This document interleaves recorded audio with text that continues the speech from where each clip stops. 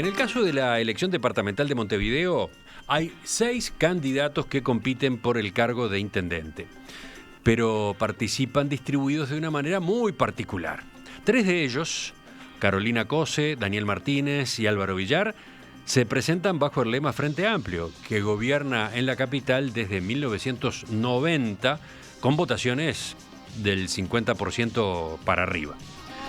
Por otro lado, Laura Raffo es la candidata única de la coalición multicolor que agrupa al Partido Nacional, el Partido Colorado, Cabildo Abierto, el Partido Independiente y el Partido de la Gente.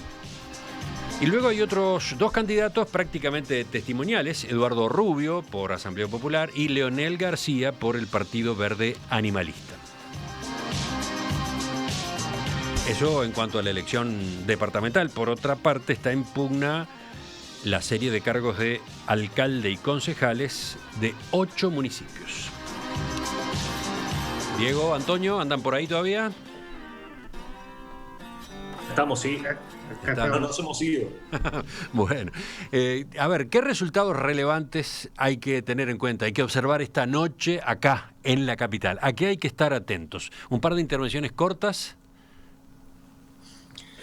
Bueno, a ver, creo que primero lo que es casi obvio, ¿no? Creo que acá en Montevideo el asunto de interés principal, obviamente, pasa por saber cómo se dirime la interna del Frente Amplio, es decir, cuál de los 3 candidatos del Frente Amplio resulta ganador o ganadora de la intendencia, dado que la incertidumbre entre lemas parece ser muy, muy poca. Antonio. Sí, se habla mucho del efecto que puede haber tenido la pandemia o la suspensión de las elecciones en estas elecciones departamentales y municipales. Bueno, claramente Montevideo es un caso donde se puede apreciar en un sentido y en otro no. A nivel de la competencia entre los partidos, la situación se ha mantenido muy estable. Incluso las encuestas de opinión de voto, de intención de voto, han manejado cifras muy similares pre-pandemia y post-pandemia, con una ventaja clara y sostenida del Frente Amplio. Lo que sí ha variado son los niveles de la competencia a la interna del Frente Amplio, donde uno era el escenario si las elecciones se hubieran producido en mayo y otro es el escenario que vamos a poder visualizar en el día de hoy, donde la competencia a la interna del Frente Amplio claramente cambió y donde el resultado seguramente sea distinto al que se esperaba en mayo. Uh-huh. Bueno, a ver, empecemos por ahí, por la competencia adentro del Frente Amplio. ¿Qué impresión tienen ustedes? ¿Está pareja? ¿Está peleada entre los 3? ¿Está peleada entre 2? ¿Se ha descolgado alguno de los nombres? Como que las encuestas no terminan de dejar claro esto, ¿o ustedes sí ya tienen una impresión consolidada? ¿Diego? A ver, no, yo creo que es muy difícil hoy por hoy poder hacer un pronóstico de qué es lo que puede pasar, porque efectivamente, como decía Antonio, todas las encuestadoras dan un resultado que es un ranking que es similar, pero como ya se ha dicho varias veces, todo dentro del margen de error. Entonces, lo que sí me parece que es un elemento para tener en cuenta es que dentro de esa paridad y dentro de la incertidumbre que hay a la interna del Frente Amplio, hay distintas tendencias, ¿verdad?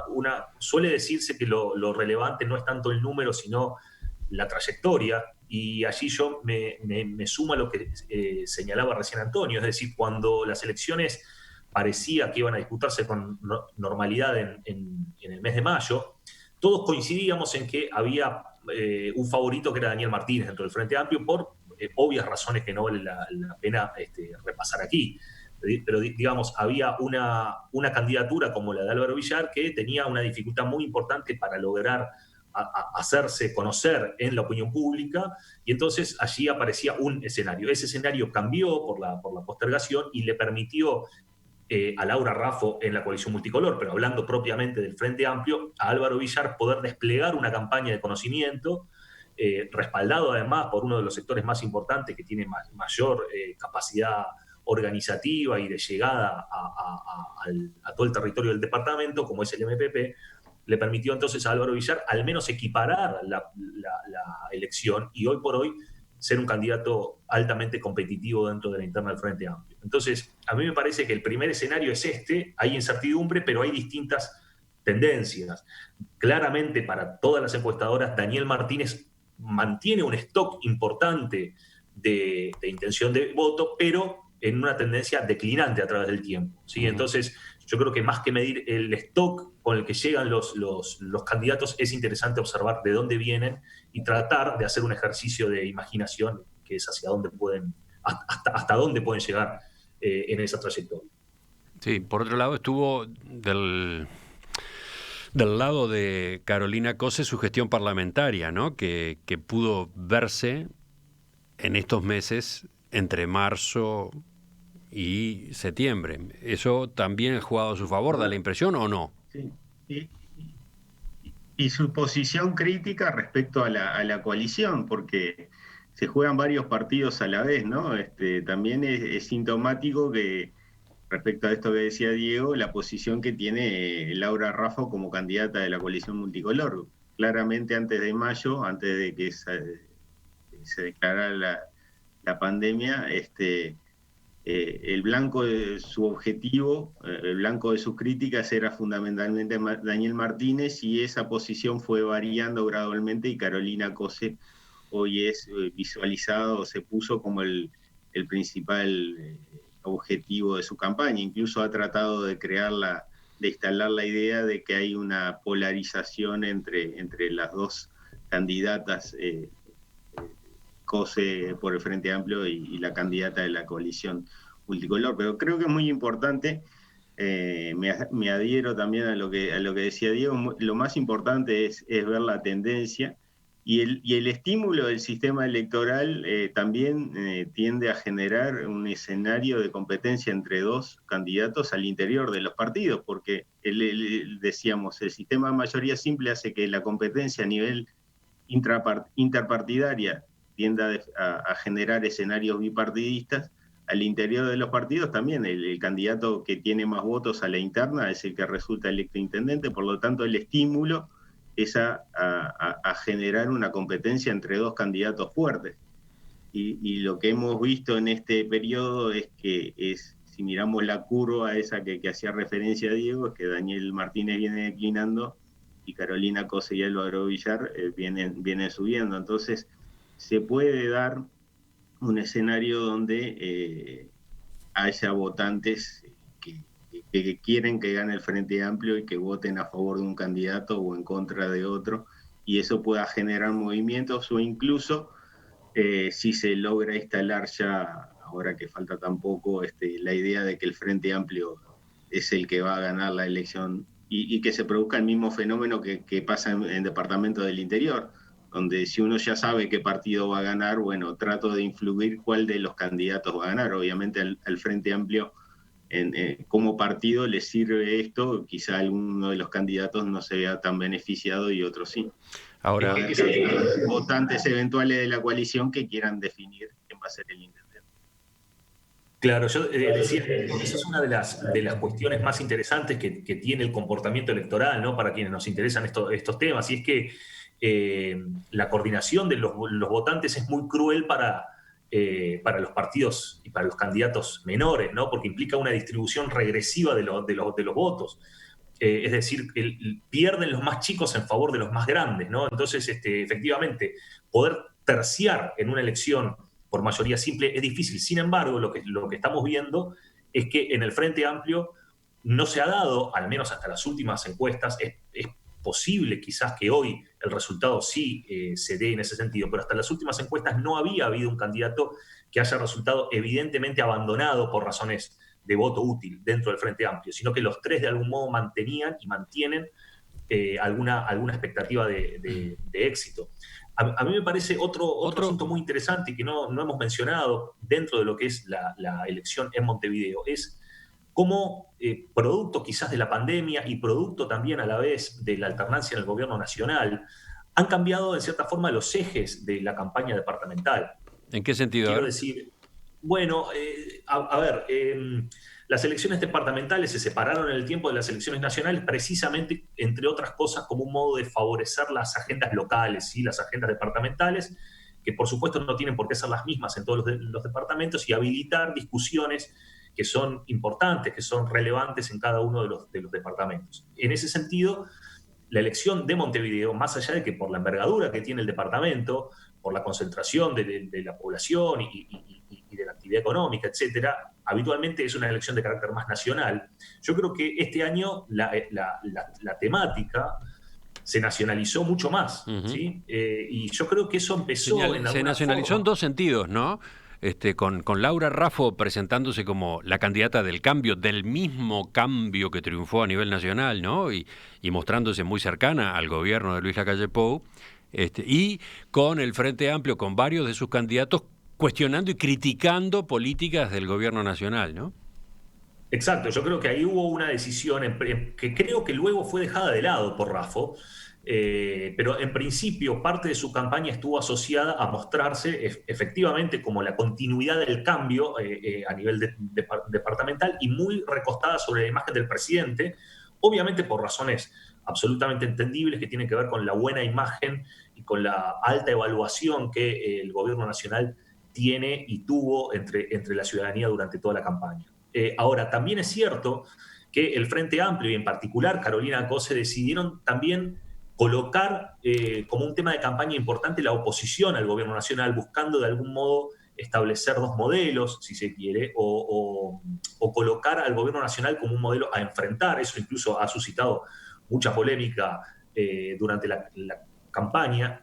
Y a mí me parece que además hubo una serie de temas que se colocaron en la agenda que hicieron cambiar de manera bastante drástica los temas que habitualmente son motivo de debate programático en elecciones departamentales, ¿sí? Vimos, por supuesto, alusiones al tema de la limpieza de la ciudad, de la basura, de la iluminación, de las obras, pero también vimos aparecer muchos temas que tienen mucho más que ver con una agenda nacional, que tiene que ver con el empleo, que tiene que ver con las políticas sociales, que tiene que ver con la reactivación económica y el apoyo al comercio, a la pequeña industria, que claramente están, no digo por fuera del ámbito departamental, porque el ámbito departamental incluye cosas como estas, pero que habitualmente no formaban parte de la discusión a la hora de dirimir elecciones departamentales. Y a mí me parece que ese es un asunto nuevo también, que habrá que ver si es producto, incluso el Frente Amplio tuvo que actualizar su programa de gobierno, ¿sí? Y elaborar algunas líneas, sobre todo en función al empleo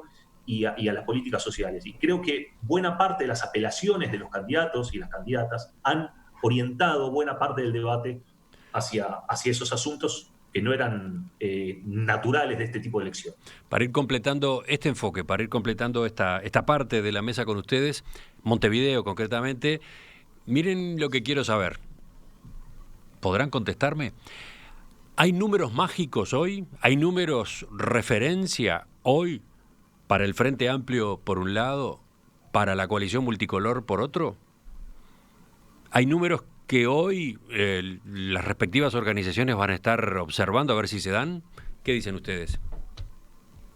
Y seguramente... Bueno, a ver, dale, Antonio, dale. El Frente Amplio tiene la expectativa de tener una votación superior al 50%, incluso mejorar lo que fue la votación de 2015, o si se quiere, también que supere lo que fue su votación en la elección nacional y en el balotaje. ¿Cuál fue la votación de hace 5 años?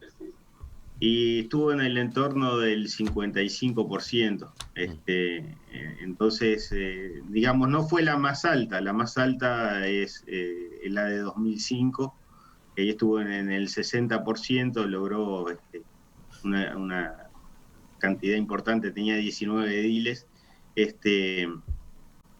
pero entonces el desafío es mejorar el resultado de hace 5 años y tener una diferencia muy contundente respecto a la coalición multicolor. Incluso lo interesante o lo deseable sería tener una mayoría que le permitiera contar con alguna de las mayorías especiales que se necesitan en la Junta, que es la de 3/5, o sea, tener 19 ediles que le permita votar, porque seguramente van a ser los dos partidos que van a tener representación en la Junta, y en algunos casos el intendente va a necesitar negociar para llegar a esa cifra, o a los 2/3, que son 21 de los 31 ediles.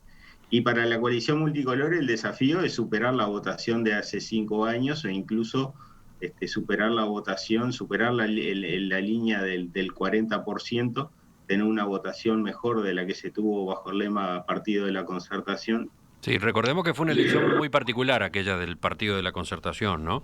Una ocasión en la que ese lema, primera experiencia de comparecencia conjunta de los partidos tradicionales, no estaba Cabildo Abierto, no estaba el Partido Independiente, terminó con Edgardo Novic, el candidato que vino de afuera, como el que logró mejor desempeño. Hubo problemas tanto con la candidatura que presentó el Partido Colorado como la que presentó el Partido Nacional. Hubo problemas para definirlas, hubo problemas para resolverlas y después terminaron teniendo resultados no auspiciosos, ¿no?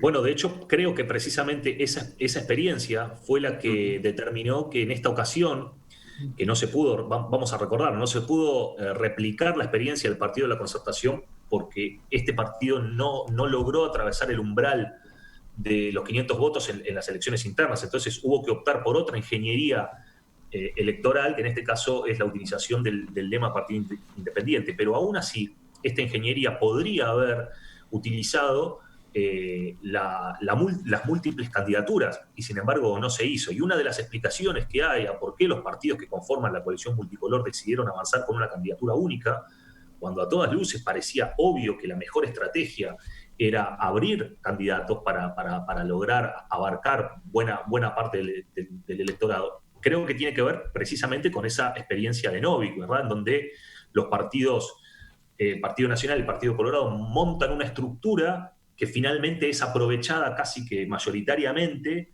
no digo exclusivamente, pero sí mayoritariamente por Novic para construir su propia figura como individual que luego da lugar al partido de la gente. A mí me parece que allí hubo una estrategia de bloquear avances individuales y lograr mantener el control, digamos así, de lo que puede emerger de esa experiencia.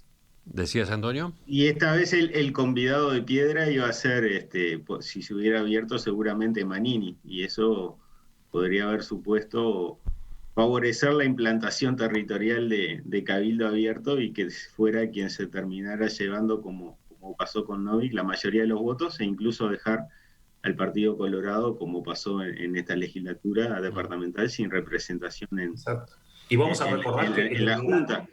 Manini amenazó con correr solo, digamos así, esta carrera, ¿no? Lo cual también implicó de algún modo marcar una posición fuerte dentro de lo que en ese momento se estaba armando como estrategia para Montevideo, que finalmente confluye en una candidata que no tiene, digamos, una raigambre partidaria más allá de su adhesión bastante obvia al Partido Nacional. Digamos, es una candidata que puede representar razonablemente bien la diversidad de preferencias de la coalición multicolor, que ensaya su primer participación de carácter político electoral y que, en cierta forma, coincide un poco con lo que decía Antonio en términos de la pregunta de Emiliano, si hay un número mágico. Yo creo que el número mágico es la elección del 2015, ¿no? Es decir, si difícilmente el Frente Amplio pueda llegar a tener los 2/3 que le habilitaría, más allá de lo que Antonio dice, una de las mayorías especiales, ¿sí? Pero la mayoría especial de 2/3 difícilmente llegue, puede sí llegar a los 3/5, con una muy buena elección podría llegar a los 3/5, el Frente Amplio tiene 18 ediles, tendría que sumar uno más. Pero yo creo que desde el otro punto de vista de la coalición multicolor, si Laura Raffo logra remontar algunos puntos por encima de lo que fue el Partido de la Concertación, habrá mostrado que tiene o ha tenido una campaña para destacar y que más allá de que no le dé para llegar al sillón municipal, le puede habilitar algún otro tipo de instancia futura, ya sea a nivel de candidatura para algún otro cargo o para algún nombramiento en algún organismo del Estado. Por supuesto que va a estar también en la lupa cómo se dan los mapas internos en los partidos. Pero, ¿qué decías, Antonio? No, que sin duda ya le abrió, la potenció como como una figura política de relieve, más allá de cuál sea el resultado. Seguramente que una mejor votación la va a posicionar de un modo todavía más firme, pero creo que ya se ha generado una figura atractiva, así como le permitió el resultado de la elección de 2015 a Novic potenciarse y optar por un camino que pretendía transformarse en un partido de figuración nacional. Creo que a esto le abre a Rafa unas posibilidades ciertas. Quería mencionar algo sobre lo que había hecho referencia a Diego de la temática de campaña. Entonces un poco volver como un déjà vu, ¿no? Porque Frente Amplio durante mucho tiempo utilizó el gobierno de Montevideo, tenía como forma de mostrar una administración diferente a la que llevaba adelante las coaliciones, los gobiernos de coalición entre blancos y colorados, y mostrar una sensibilidad social distinta. Y en esta época de la pandemia seguramente temas como mencionaba Diego, como el empleo, como las políticas sociales, como la atención de la salud, son temas que han ido cobrando lugar en la agenda. Ahora, yo creo que por un lado puede estar presente por el tema de la pandemia y de la crisis económica y social que también estamos padeciendo, por el hecho de que ha habido una alternancia de gobierno a nivel nacional, pero también está el hecho de la creación del tercer nivel de gobierno. Yo creo que paulatinamente también los gobiernos departamentales cada vez van tomando un lugar de política de segundo nivel de gobierno y hacerse cargo de otro tipo de política más allá de la reparación de las calles o del alumbrado o del sistema de transporte, que estaría más bien relacionado con el tercer nivel de gobierno. De hecho, algunos dirigentes políticos en el interior, algunos candidatos, hablaron referentes al tema de la seguridad, si no sería necesario crear una policía departamental o que la seguridad estuviera en alguna medida también administrada por los gobiernos departamentales o de segundo nivel, como pasa en países, si bien con un formato federal, como por ejemplo que tiene Argentina.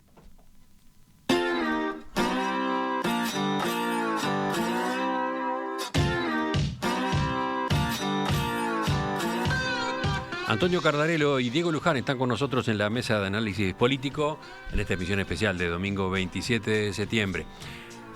Vamos a tener otros enfoques un poco más tarde. Volvemos con ustedes.